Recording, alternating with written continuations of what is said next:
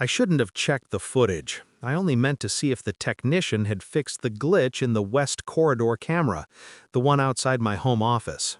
I'd forgotten to tell my wife I'd scheduled him. That tiny oversight, it changed everything. The video played smoothly now. Crisp image, perfect sound. At first it was empty, a silent corridor bathed in warm afternoon light. Then they appeared. Her laughter, his voice, her hand resting where it had no right to be.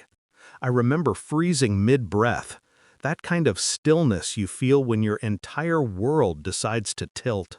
I met her when I had nothing but ambition and an old laptop. She believed in me before the investors, before the offices, before the success. We built everything together. Every line of code, every sleepless night, every quiet breakfast after storms that should have broken us. When I hired Ethan, my personal assistant, I told her he reminded me of my younger self. Sharp, loyal, hungry. She said, "Then trust him." I did, and so did she. Too much. There were signs, of course, little shifts I'd written off as exhaustion, a phone face down too often, a message dismissed too quickly, a laugh that wasn't meant for me. But love is a powerful anesthetic. It numbs even the loudest alarms. She leaned against my office door frame, teasing him about something on his phone. He moved closer. Too close. And when he kissed her, when she didn't pull away, I felt my chest tighten so hard I thought I'd break a rib. She whispered, "He's home early today." And he grinned, "Then let's make it quick." My breath left me. I didn't finish watching. I didn't have to. I closed the laptop slowly, like the act itself might keep me from exploding. That night, I smiled, ate dinner, kissed her forehead, and began planning her ruin. You can't strike when you're bleeding. You strike when you've stopped feeling. First, I transferred ownership of my company's core patents to myself, quietly, legally. She wouldn't notice. She trusted my signature more than her own reflection. Second, I replaced Ethan's access credentials. He thought he was still logging into the main server. He wasn't.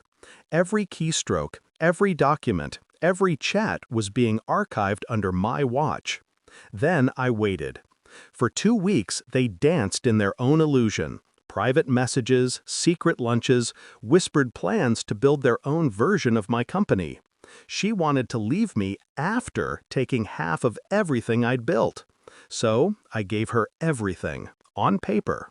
I scheduled a board meeting, announced a new partnership with a rival firm, invited Ethan to prepare the presentation. He didn't know the files he'd send would contain proof, footage, messages, signed documents of their betrayal, all neatly organized under his own email credentials. When the room filled, I looked at her once. She smiled, the same smile she gave me the night I proposed. I played the footage on the main screen. Her laughter filled the boardroom. The silence that followed was almost merciful.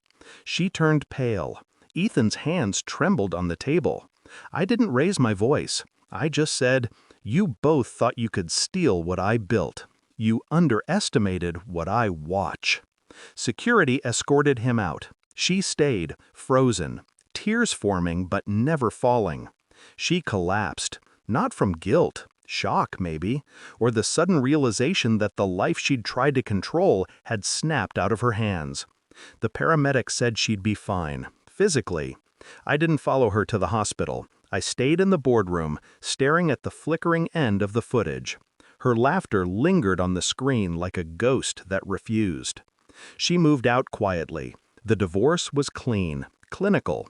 Ethan tried starting his own company. He didn't realize the documents he stole were embedded with tracking code that auto-deleted everything after launch. He's gone bankrupt. Sometimes I still check the footage, not out of pain, out of habit. That corridor is empty again, silent. I don't feel anger anymore, or love, just precision.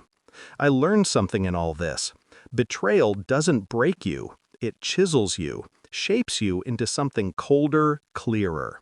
And in the end, when the dust settles, you don't need to scream for revenge. You just let them watch as silence does the talking. Final thought. I forgot to tell my wife I'd called a technician. That single act revealed everything I needed to know.